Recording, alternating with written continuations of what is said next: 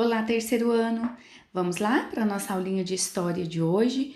Hoje nós vamos falar do surgimento das vilas e as interações entre os colonizadores e indígenas. Então, crianças, a maioria das vilas, elas eram instaladas no litoral. Elas ficavam próximas de fontes de água, como os rios, as nascentes. Então, para se adaptar ao clima, do Brasil e aproveitar ali os recursos naturais, os portugueses eles adotaram os hábitos que os indígenas tinham. Veja aí alguns deles. Eles começaram a utilizar as canoas indígenas, para explorar os rios.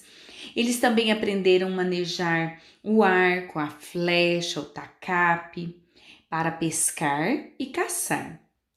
Eles também começaram a cultivar e consumir os alimentos da culinária indígena, o milho, feijão, a mandioca, e moravam também em casas de madeira ou taipa de pilão.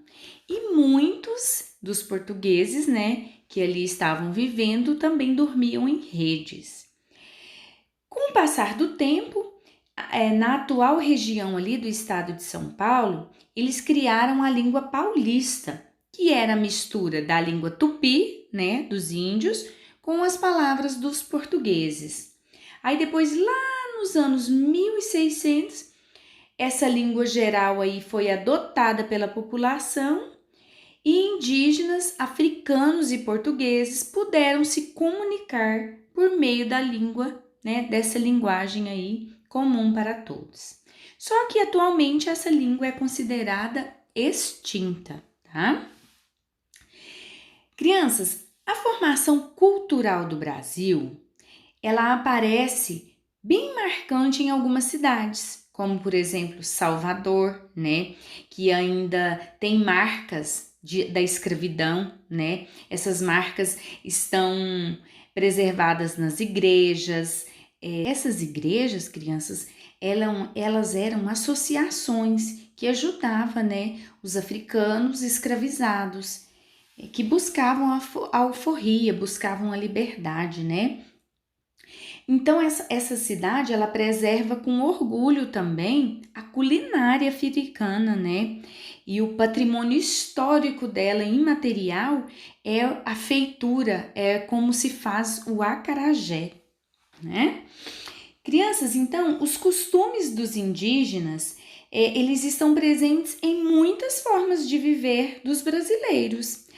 Porque os europeus que chegaram aqui, eles encontraram os índios totalmente adaptados às condições aqui da terra e ao clima.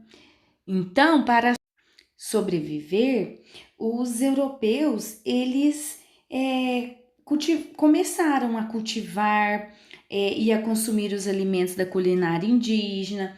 Eles passaram a utilizar as redes para dormir, porque os índios já estavam ali adaptados.